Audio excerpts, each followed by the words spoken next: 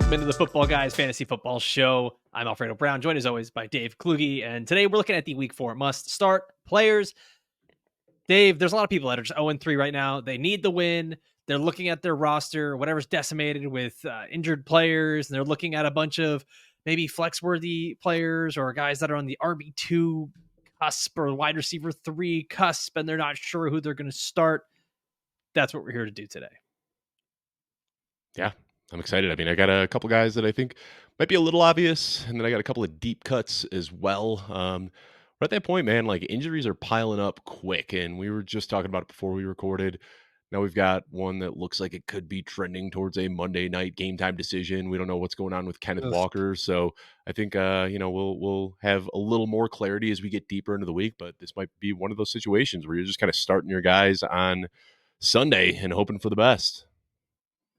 Yeah, let's jump into it. We've got, what is it? We've got 8 players here that we're going to be looking at today. We're also going to be answering your questions that you've given to us on Twitter and in our email, fantasyshow@footballguys.com.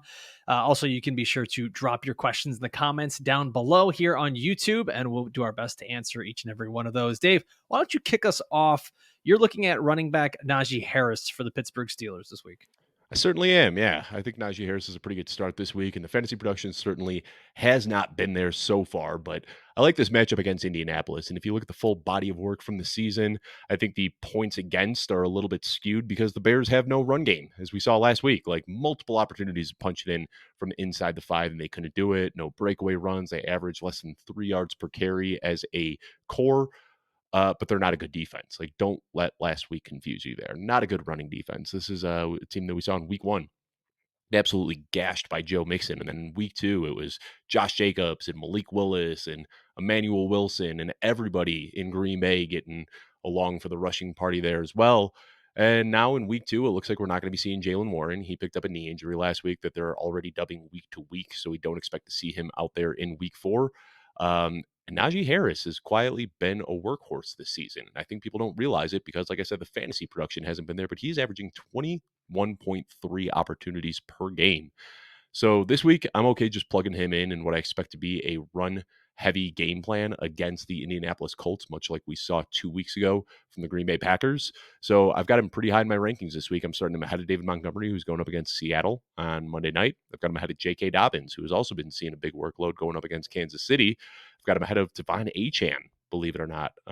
Just a little bit concerned with what this team looks like without Tua Tagovailoa, and I'm even starting him ahead of Travis Etienne, who's starting to see Tank Bigsby carve out a bigger and bigger role. So Najee Harris this week fits inside my top 20, and I'm starting to have him ahead of some pretty big names.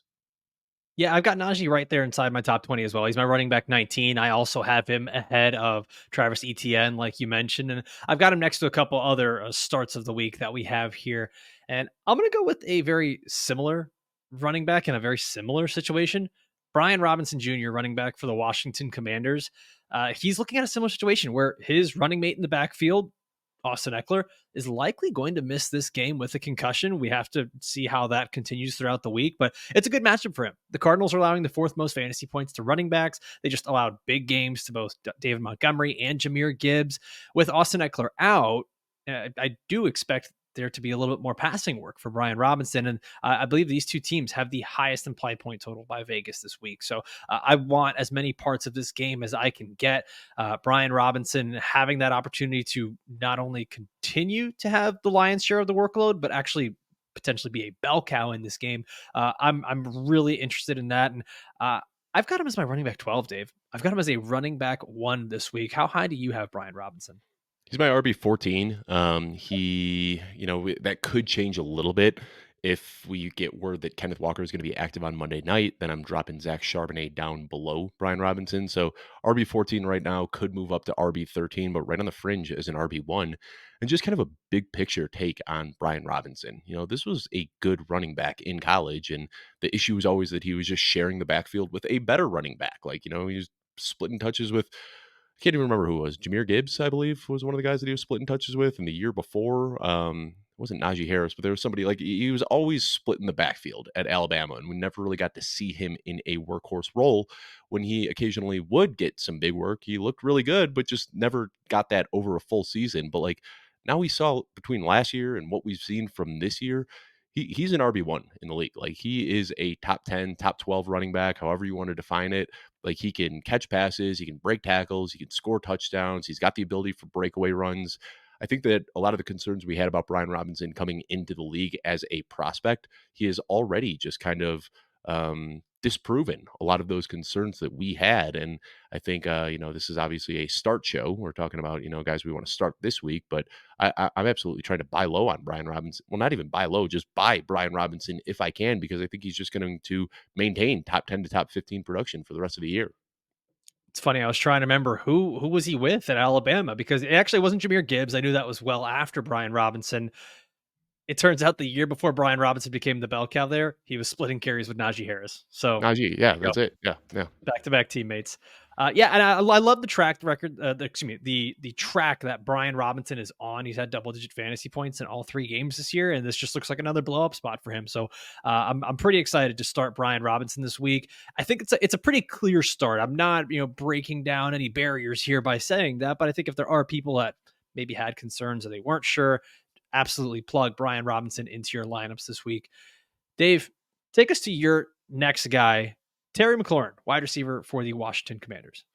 Yeah, he's averaging 6 targets a game, which is a pretty healthy target total. That gives him a reasonable floor and ceiling. And we kind of saw the ceiling last week, 100 yards and a touchdown. And a lot of that did come on one big play. But that big play really stands out to me because, like, the big concern we had, if you remember back in DeAndre Hopkins, Arizona days with Cliff Kingsbury, he was just lining up on the left, running curl routes, and that was pretty much all he did in this air raid system.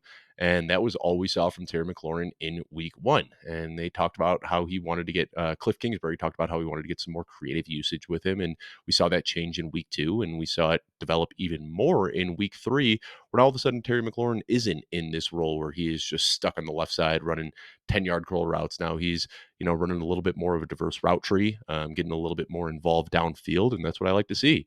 But really, what it comes down to is just Jaden Daniels. He has looked fantastic. This team has scored on every drive in their last 2 games. And you look at the over-under in this matchup, you already mentioned it, 50 and a half points. It's by far the highest of the week. So we expect this to be a shootout. We expect there to be plenty of scoring opportunities. And Terry McLaurin, good football player. Now he finally has a quarterback. So kind of inside my top 30 this week, and some guys that I'm starting him ahead of. If you're posed with any of these dilemmas, I've got him ahead of Roma Dunze, coming off a really big game with a ton of targets, but we're expecting Keenan Allen back, which could cap Dunze's upside a little bit. Starting him ahead of Xavier Worthy, who obviously has a big play upside, but the usage that we wanted to see just hasn't really been there. Juwan Jennings coming off a massive, massive game. I'm putting Terry McLaurin in ahead of him, and JSN, who's going up against Detroit in what could be a shootout. I like JSN a lot this week, but I'm just very bullish on Terry McLaurin, trying to fit him into my matchups where I can. You did it again, man. You did it again. You have Well, so many I don't players have a to show choose sheet. from. I don't know who we were talking about. I don't know. I'm just shooting from the hip here, Alfredo. I sent you a show sheet. You Or was certainly it? did not. Prove it. Yeah, I Where did did. you send me? Yeah, I did. Yeah, I did. Where? Go into our base camp. I even told you the link is there for you. You Mm. dirty, dirty liar. Let's go to the next player. All right, I'll work on finding the show sheet while you're talking about your player, because I've Let's just go to the been next one. shooting from the hip here. Let's go to the next one. I'm going to be starting Chuba Hubbard this week, running back for the Carolina Panthers. Everything is trending upward for the Panthers. They look like a totally different team with Andy Dalton under center. And right now, going up against the Cincinnati Bengals, the Bengals are allowing the 7th most fantasy points to running backs, are allowing an average of 16 plus PPR points to starting running backs this season. I love the spot that Chuba Hubbard is in. And I think the worry before was that the Panthers were never going to be in scoring range. We weren't getting those dump off passes to Chuba Hubbard like we liked. Andy Dalton has injected life into this offense. There was a big change in usage, 26 touches in the blowout last week. But the big thing that stood out to me was 5 receptions for 55 yards for Chuba Hubbard. So I like the direction of this Carolina Panthers offense. I really like the matchup this week. And we could actually see, crazy enough, a lot of points in the Andy Dalton revenge game against the Bengals this week. Yeah, I like it. Chuba Hubbard looked great last week, and I'm just in on this offense. So, yeah, give me all the Carolina Panthers, crazy as that sounds. Now, without Bryce Young, they are looking like a much better team. So, we didn't mention, I don't know, I don't have the show sheet. Maybe you're going to talk about Deontay Johnson next. But we didn't talk about Deontay Johnson, but he's also another good start for this week. I, what is this? What is like we've become the married couple that doesn't are we just at the point where we're watching TV shows together on the couch, but we don't communicate? Is that where we're at in our relationship, Dave? We're just diddling with our phones and, like, every once in a while, we'll, like, Easy, touch pinky toes or something from across the couch. I don't easy, know. easy. This got way out of hand, diddling and pinky toes. Go to the next player here before you do anything else. Christian Watson, wide receiver for the Green Bay Packers. All right, so I gave you all 2 layups with the first 2 guys I talked about, Najee Harris, Terry McLaurin. You're starting those guys, but this is for the people who are hurting out there, dealing with injuries, starting multiple, 3 wide receivers, multiple flex, whatever it is. Uh, Christian Watson is a nice deep play this week going up against Minnesota. If Love is starting, he's a no-brainer. You're putting him in, but I think he's worth a look even if we see Malik Willis out there. They let Malik Willis throw a little bit more last week than we saw in his first start. 14 attempts up to 19 attempts. He passed for over 200 yards last week. They set Christian Watson up on a nice, easy catch and run. And that's really what it comes down to. Matt LaFleur has just been unbelievable this year in his play calling and his ability to get his best players out in space. Christian Watson is one of his best players. He's a guy who has game breaking speed. And whether it's going to be on end arounds or pop passes or screens, whatever, I think they're going to try to get the ball in his hand. This is going to be a high scoring matchup. It's going to be a very blitz heavy approach from Brian Flores and the Vikings defense, which means that they're probably going to do whatever they can to get the ball out of Malik Willis's hands quickly. So I expect to see a lot of little short dump off passes. All it takes is one of those going to Christian Watson for him to rip off a big play and score. So again, we're getting deep down the rankings here. I'm not telling you to start Christian Watson as your wide receiver one or anything like that, but I've got him ahead of Quentin Johnston coming off 3 touchdowns in the last 2 games. A lot of people are probably looking at that, deciding who they want to start. I'm going Watson there. Jerry Jeudy has had some nice target volume, but still starting Watson ahead of him. And Demarcus Robinson, a guy that everybody really liked this offseason. And then Cooper Kupp got hurt and Puka Nacua got hurt. And I think that people are just assuming that they can still plug Demarcus Robinson in because he's Matthew Stafford's wide receiver one. The reality is they've been splitting touches all over this Rams passing offense. So Christian Watson, inside my top 40, he's a guy that if I'm looking for a wide receiver 3 or a second flex or something like that, I think possesses some pretty big upside in this matchup. Yeah, I listen. I told you on the last episode, I just made my trade for Christian Watson. I'm excited for the upside that the Green Bay Packers offense possesses. Mhm. I've got Watson in wide receiver 3 territory, low end wide receiver 3 territory, where I think that if you are starting 3 wide receivers, go ahead and start them. You've got the upside there, even with Willis. We saw it last week, and like you said, Right. and I think it becomes a good flex. Like this could be a game that becomes a shootout, even though Minnesota's defense has been really good. They haven't been great against receivers. They're still in Mhm. the bottom 5 against fantasy wide receivers. So I love this call with Christian Watson. That's it. The best way to beat a blitz is just to throw the ball right into the blitz. So I think that we're going to see a lot of that. I don't think Matt LaFleur is going to be asking Malik Willis to drop back and read through his progressions and throw 40 yards downfield. I think it's going to be a lot of taking snaps out of the shotgun and just immediately getting the ball into his playmaker's hands. And I think that bodes pretty well for Christian Watson. And of course, Jaden Reed, who I have ranked higher than Watson. I think you're still starting Reed without even really thinking twice about it. But I have Watson slightly ahead of Romeo Dubs. So Reed is kind of the you're starting him without thinking twice. Watson is the guy, if you're struggling, looking for somebody to plug in your lineup, I like him. And then Dubs, desperation play. But I think this could be a fun matchup. And I think that the progression and development we've seen from Malik Willis over the last 2 weeks just continues into his third start. All right, I'm going to go to my next one here, and it was the man that you said you are starting your other players over. So thanks for that. Jaxon Smith-Njigba, JSN. I think this is the third time in maybe 5 episodes that I have mentioned JSN. I'm really, really excited for this Monday night football game. Seahawks versus Lions. This I'm one, excited for the jerseys. the jerseys look so good, Those dude. Lions jerseys are So good. crisp. Honestly, we need to just like when we get into the offseason, can we just do a power rankings episode on just jerseys? And Yeah. just pick the best jersey that each team has, and it's just a who cares episode. Can we This do should that? have been this should have been the Seahawks retro night, those retro jerseys they had. If they Those had the blue Seahawks ones. retro jerseys going against the Lions black jerseys, in my opinion, those are like 2 of the top 5 jerseys in the league right now. That Oh, would have been a great matchup. All right, oh, anyway, baby girl. Jackson Yeah. Smith-Njigba, let's hear it, Sorry. Alfredo, Yeah. sorry. No, so this game is going to be at Detroit, so we know we've got good weather. We're in the dome. It's Monday night, prime time. These teams get a little bit of extra time to prepare for each other, but honestly, that hasn't really mattered when it's come to the Lions secondary. Lions are allowing the second most fantasy points to wide receivers, and they've especially been really bad against wide receivers in the slot. Now, granted, the names I'm going to list here are very good players, but we've also seen the ceiling and what it can be for JSN. Cooper Kupp, 32 fantasy points in week one. Chris Godwin, 24 fantasy points in week two. Both these players lining up in the slot. And then a couple of guys not in the slot, but both Marvin Harrison Jr. and Michael Wilson end up having big games for the Cardinals. And, it could have been a Greg Dortch blow up game. It wasn't quite that. But I still look at it this way for the Seattle Seahawks. Geno Smith has done a great job getting the ball into the hands of his wide receivers and doing so really, really fast because that offensive line is not holding it down for him up front, and he's got to get the ball out of there quickly. I still think that with Aiden Hutchinson getting to the QB as fast as he is, Geno's going to have to get rid of that ball ASAP. I think that's going to lend to some of those easy targets to JSN. And there's been a couple times where JSN's been downfield and Geno's missed him or hasn't quite made the throw there. So I still do see plenty of upside with Jaxon Smith-Njigba. I do think that DK Metcalf is an absolutely smash start if you have him, but we're not looking for smash starts at this point. We're talking about the guys that you maybe have questions about. And I actually think that JSN, I've got him ranked a little bit higher than I think most people do this week. I've got him at wide receiver 26. So for me, he is a fringe starting wide receiver 2 this week, Dave. Yeah, I like it. I mean, he's a good player. I think we saw the ceiling 2 weeks ago, and I think that's why people kind of need reminding here because I think a lot of people are going to see the down week 3 and say, yeah, maybe I put JSN back on my bench. But when you see a player with that type of ceiling, I think that you got to put him back in your lineup. So I'm with you there.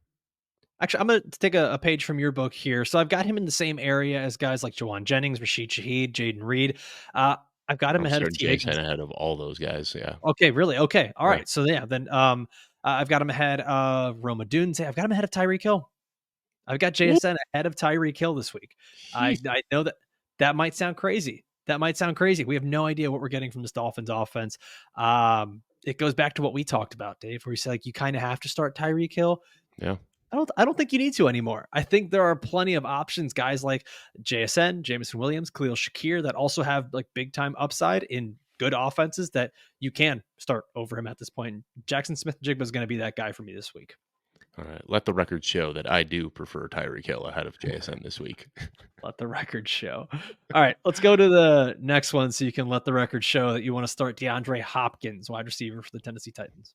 And this is just like Christian Watson. I have him one spot ahead of Christian Watson. So this isn't a guy that you need to force into your lineup by any means. This is a guy who is a fringe flex player that I like ahead of some other guys.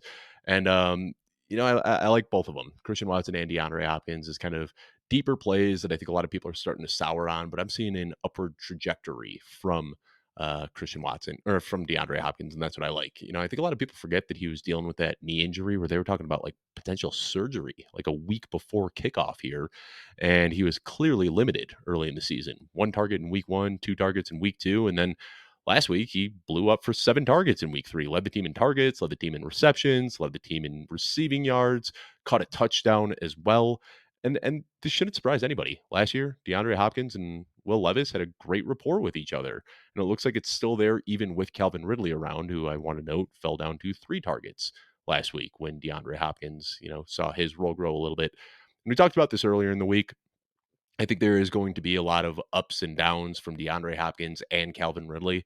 But if I'm just betting on the better player, I think DeAndre Hopkins is better than Calvin Ridley. He's already got the connection with Will Levis, as we saw last year. I mean, last year, playing most of the season with Will Levis, DeAndre Hopkins was the wide receiver 22, and he really had a nice, strong finish to the end of the season with Levis there. So, starting him ahead of everybody I mentioned earlier when I was talking about Quentin Johnson and Jerry Jeudy and Demarcus Robinson, and I can keep going down the list here. I've got him ahead of Brandon Cooks and Jacoby Myers and Jalen Naylor and Wandale Robinson.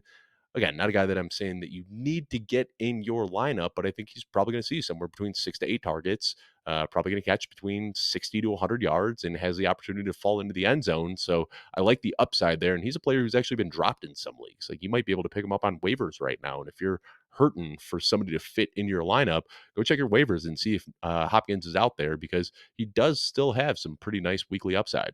I mean, I look at DeAndre Hopkins as a player who is very similar to Devontae Adams and Mike Evans and some of these other aging receivers that were getting drafted in the second and third round of fantasy drafts. DeAndre Hopkins, same age, same profile, was going so much cheaper. Players, or a lot of fantasy managers have already written him off for dead, but I think he still has some nice weekly upside. Yeah, I think that what we have here is a good matchup. Like, that's really it. It's a good matchup against Miami, where that secondary has been rough. And Will Levis last year actually torched the Miami Dolphins defense and their secondary. And I'm not a big believer right now in Will Levis or the Tennessee Titans offense, but if there was a game for DeAndre Hopkins to make this comeback and to sort of establish his dominance as the receiver there, I think this could be it. I'm not going to put him in as a wide receiver 3, but I'd probably put him in as, if I have 3 wide receivers and 2 flexes, I can squeeze him into the lineup there. I'm not going to try to force it, but I've got him in that low wide receiver 4 territory for me right now. And that's exactly where I'm at. And I am in a league where I have to start 3 wide receivers and 2 flexes. And I've got DeAndre Hopkins in my lineup right now ahead of Ty Chandler, ahead of, a bunch of other kind of back end RB3s. I just think that the upside is there for DeAndre Hopkins. Yeah, he's my wide receiver 46 right now. I've got him ahead of Tutu Atwell, Quentin Johnston, Jerry Jeudy, Greg Dortch, guys like that. Yeah. All right, let's go to my final start of the week, and it's a gentleman that I mentioned earlier. It's a guy that we have loved in this whole preseason, offseason, the summer, and he looks so good. Khalil Shakir, wide receiver for the Buffalo Bills, and we're actually nearing the point where it's not impressive to say he's the start of the week. You're not really saying anything that's all that crazy. He continues to just be a really good wide receiver. Last week, 6 catches for 72 yards and a touchdown. He's the wide receiver 17 in PPR formats. And this week, it's another good matchup. Ravens are allowing the second most fantasy points to wide receivers. Josh Allen has just been playing really good football. He continues to look like one of, if not the best quarterback in the NFL right now.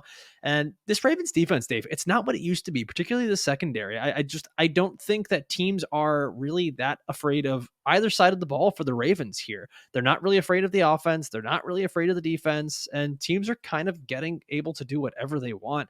Josh Allen plays with that sort of reckless abandonment, but he's been able to sort of hone it in with Khalil Shakir, who is consistently open. Khalil Shakir is not dropping passes. Everything that's getting thrown his way is being caught. I think this Bills offense is better than we thought. And it hasn't even been on the backs of guys like Dalton Kincaid that we thought would be the big breakout star. Khalil Shakir is here and he's here to stay. Yeah. I love Khalil Shakir. We're seeing very different usage.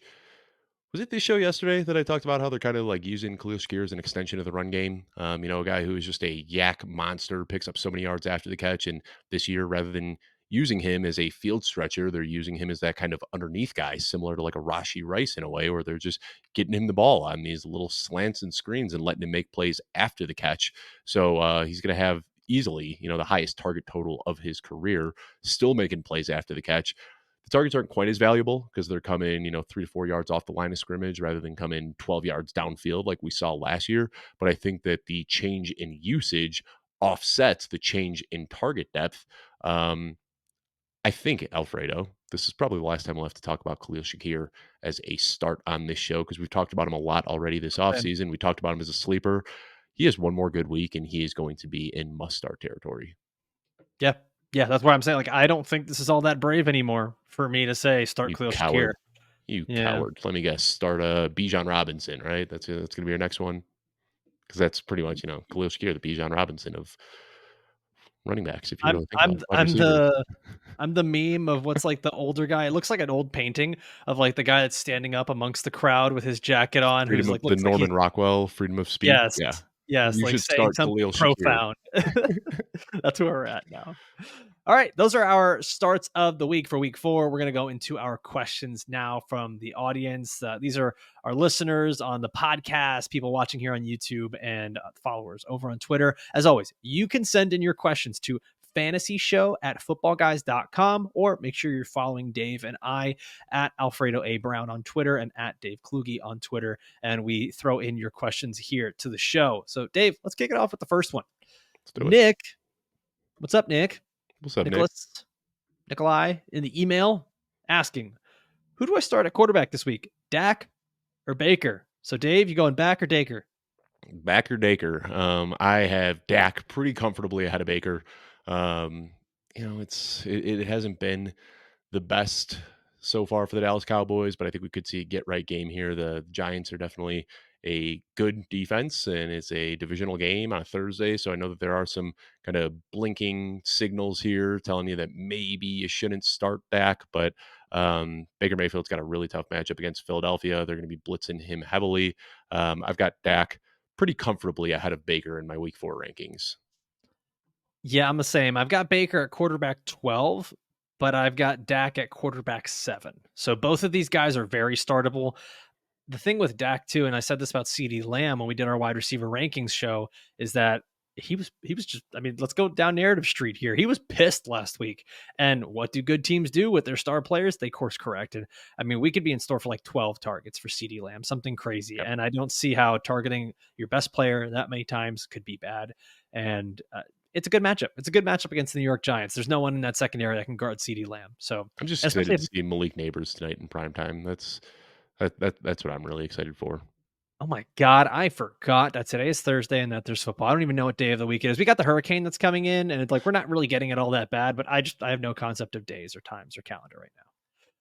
All right, let's go to the next question. We got a trade question from Nick. So yeah, we're allowing some of the outside stuff, no start sits. We don't even care about rules. We're such bad boys. Nick asking, I've got That Devin is the bad Singletary. boys of fantasy football. I think many have dubbed us that. Oh, so many have dubbed us the bad boys of fantasy football. God, We answer trade questions on our start sit show. what a silly ass name. All right, sorry, Joe. Anyways, trade question here from Nick. Devin Singletary is my third running back. It's sans PPR, no PPR here. Should I trade T. Higgins, Khalil Shakir, Jalen Waddle, or none of these players? I'm currently thin at wide receiver. My wide receivers are Deebo Samuel, Rashid Shaheed, and Odunze. So, hmm, I guess is the question that we're looking to get Trade away one of. Singletary for one of these players. I mean, me personally, I'd take Higgins, Shakir, or Waddle ahead of Singletary. Yeah. Yeah, I think I'm good with all of those right now. I think you can maybe even get more for Singletary than one of those. Like I'd put out the feeler to see if I can do Devin Singletary for DJ Moore. You might get laughed in your face, but that manager might be willing to do it right now with DJ Moore being like wide receiver 39 and they need running back help and Devin Singletary's look good. I mean, that's the point of the trade, right? Go for the Aim best. high. Aim high. Aim Is there high. a worse feeling than sending a trade over and like 5 seconds later you get the alert like your trade has been accepted? It's like, oh no. Like Yeah. I What have I done? probably yeah, that is a terrible, terrible feeling. Yeah. All right, let's go to our next question here. Mike from Twitter is asking us to rank these quarterbacks for this week in order: Daniel Jones, Andy Dalton, and Will Levis. So, Dave, Got it. who do you have at the top? That's my order right there. Daniel Dimes, Andy Dalton, Will Levis. That's how I've got them ranked. And I have like exactly 4 quarterbacks in between each two. Like they're each in separate tiers. Daniel Pairs. Jones, man, he has quietly been kind of good this year. He was a QB1 last week. Still got the rushing upside. Now he's got a wide receiver one. I think Daniel Jones is somebody that we're going to start talking about in a few weeks as like a guy that is kind of teetering into must start territory. Still got the rushing upside, has a good wide receiver that is going to make plays after the catch and score touchdowns and make uncatchable balls, big plays. Yeah, Daniel Jones. I maybe I'm an idiot, but I've got him inside my top 15 this week. Might be. I don't know. We still haven't done enough shows yet, but I'm just kidding, Dave. You're very smart. You're a good boy.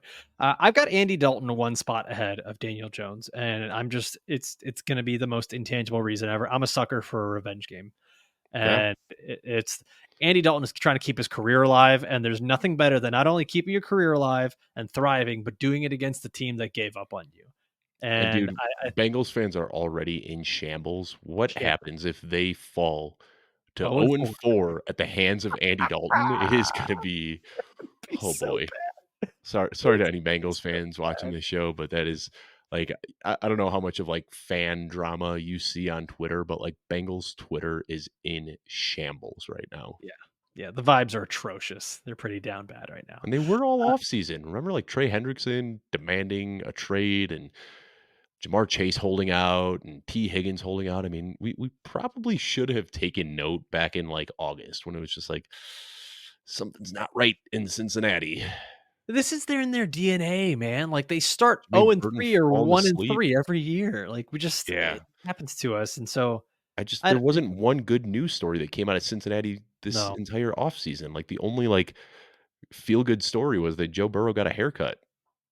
Man, Ohio as a state is down bad right now. Okay, Apparently now you're taking Ohio. shots at like 10% of Americans. So let's just move No, on here. the Browns are not doing well. The Yeah. Bengals are not doing well. And apparently I found out the other day that saying that something is Ohio is now being used as a derogatory term by the Oh no. youth of America. Oh no. It's the new Yes. mid. Yes. Like you just, oh yeah, man, that's Ohio. And it's Ugh. just like, what? And apparently it's because no one wants to go there. I guess that's what. No. Yeah, not good. I'm sorry, Ohio. It's not us. I mean, It's we've America. spent the They're turning last their few years faces. in Canton, Ohio, and have nothing but great things to say about that lovely city and state. On We to the love next you guys. question. No, no, no. Genuinely, I want to take a second here. We do love you guys. We love the state of Ohio. We go there every year. We've got a bunch of Yes. staffers that live in Ohio. Yes. We know that a lot of our football guy subscribers that pay our salaries live in Ohio. So yes, we love you guys. We wish nothing but the best for the great state of Ohio. Anyways, next question here. Daddy Options from Twitter. What a name. What a name. Jerome Ford or Rico Dowdle in half PPR. Dave, who are you starting at the running back spot there? I am looking at my rankings right now. You skipped a question. I finally find the show sheet, and then I you did. I skipped a did. question on Don't the worry. show We'll come sheet, back and to I'm it. We'll just come back to it. You're so come you're on, man. I'm come trying on, man. so Don't hard. freak out. Don't freak out. I just went one question down. We're going back to it. I have Jerome Ford ahead of Rico Dowdle, but it is super, super close. But yeah, I prefer Jerome Ford. I prefer Jerome Ford as well. I got him at running back 26 right now. I think what a lot of people are seeing is that there's a little injury mark next to Jerome Ford. It looks like it's just a rest day for now because he came out of last week's game fine. So I am expecting Jerome Ford to be fine and back in this game. So yeah, I'll go Jerome Ford over Rico Dowdle there as Both of well. those backfields, though, man, Cleveland and Dallas are tough to get a read on. It seems like they just change their usage willy nilly on any given week. So I expect it to be Jerome Ford, but like, you could start Jerome Ford and then don't be surprised when Deonta Foreman comes out and gets a 70% work share. Yeah, it's not great. But I'm I still do starting think Jerome that Ford. Yeah, I do think that both of these guys, it's where it's leaning Ford and Dowdle for now. But like you said, it could just be any random week where Deontay Foreman gets 16 touches and the game is totally changed. Yeah. All right, let's go to our last question here. And probably one of my favorite Twitter handles that we've gotten here. Mike Honcho from Twitter. That's a Talladega Nights reference. Mhm. He says, I'm 0-3. I need a win bad at quarterback. Do I go Anthony Richardson, Geno Smith, or Sam Darnold? And Dave, this is the microcosm of what fantasy football has done to us in 3 weeks. This would have been the easiest answer 3 weeks ago. And look at where we are. I'm still going Richardson. Maybe I'm a fool. I've got him 2 spots ahead of Sam Darnold. Gino is a bit lower. I wouldn't really be tilting over that too much, but I do have Richardson, even with a tough matchup against Pittsburgh. Got him ahead of Darnold, who does have a pretty nice matchup against Green Bay. And I know Darnold's the QB2 right now, and Richardson is coming off 2 bad games, but we saw the ceiling in week 1. And, what's frustrating me is that Shane Steichen, we saw him design so many runs for Jalen Hurts in Philly. And now he's got like Jalen Hurts 2.0 and Anthony Richardson. And almost all of Richardson's rushing attempts are coming off of scrambles. I want to see more design runs because, in my opinion, Anthony Richardson is a better rusher than Jalen Hurts. And why were we affording this sort of rushing opportunity for Jalen Hurts and not giving it to Anthony Richardson? It's been mind numbing. So hopefully, I'm going to put faith in Shane Steichen, who I think is a smart guy. I think he's going to go back and look at the struggles they've had over the last couple of weeks and say, hey, we need to lean on Anthony Richardson's legs a little bit. So Richardson is my QB8 on the week. Sam Darnold's my QB11. It's close for me, but I'm still going Richardson and Mike Honcho. Wishing you the best. Hope you can get to 1-3 after this one. Wow. Wow. I'm so different from you this week on the quarterbacks. I've got these 3 guys ranked 14, 15, and 16. Or excuse me, Wow. 15, 16, and 17. And I've got Geno at the top going up against the Detroit Lions. Wow. So we have not helped Mike Honcho at all. I've got it Geno, Darnold, and then Richardson as quarterback 17, which I know sounds crazy. I know the upside is there. I hate that we have to expect the coach to change his offensive philosophy for this player to be good, or at least give us fantasy success. And we haven't gotten that with Anthony Richardson. This is going to be a very, very tough Steelers defense. The pass rush is getting there, and I think we're going to end up seeing more of just those unplanned scrambles. But I think we could end up seeing a lot of forced passes from Anthony Richardson with TJ Watt being in his face all game. Geno Smith going up against the Lions is a juicy matchup on Monday night in perfect weather. I really like the outlook of this game, and then Sam Darnold will be my next guy. So I'm going Geno. You're going Anthony Richardson. My Concho, just go Sam Darnold and split the difference. There you go. We have helped no one with that last question. Yeah, I'm sorry. But That's a tough one. But, that's one of those, how much are you willing to hold on to your pre-draft priors and how much are right. you willing to adjust to new information? The last 2 weeks have been bad for Anthony Richardson, but I can't ignore what I saw in week one. The ceiling is still there. And the reality is, like, I don't think Sam Darnold or Geno Smith have a 35, 40-point game in their range of outcomes. And that's what Anthony Richardson can do. So I'm always going to be the ceiling guy, and I'm going to keep chasing that ceiling with Anthony Richardson. And that's why I'm a little more bullish on Daniel Jones. So I'm bullish on Justin Fields. And I'm just a sucker for the ceiling that you can get from a quarterback who rushes. Theoretically, you're right. Analytically, you're right. I just don't care now in week 4. Like, we've seen so much go against theory and Yeah. analytics the first 3 weeks. Like, I just don't care. I'm gonna take the guys who are hot right now going up against good The way this matchups season's for the going, rest of man, the week. pick up Bo Nix and plug him in. He's probably going to go for Don't do that. 35 points. So, yeah, don't do that. That's a Don't do joke. that. I hope the sarcasm is Don't do obvious. that. Well, I hope that at this point we were able to help some of you with your start sit decisions, and happy that we were able to answer these questions for you guys, and hoping for wins for everybody watching and listening to the show here in week 4, especially those of you that are 0-3 and you're down bad. State of Ohio, we love you as well. If you're from Ohio and you're a listener of the show or you watch on YouTube, fantasy show at footballguys.com. Tell us about something cool in Ohio, because we want to spotlight that next week. We'll be back again next week, Monday, with our week 5 waiver wire show. And then Sunday morning of this week, we've got the Sunday morning live start sit with Joey Wright, Jagger May, Jeff Bell, and Adam Hutchinson, all the other Football Guys staffers. And then on the audio side, tomorrow, Dave and Jeff Bell are going to be breaking down all the news, notes, and injuries from this week of practice here for week 4. It's been a great one. It's been a good show, Dave. And as always, from myself, from Dave, from everyone here at Football Guys, I want to thank you guys for watching and listening all the way through. We'll see you next time. Adios.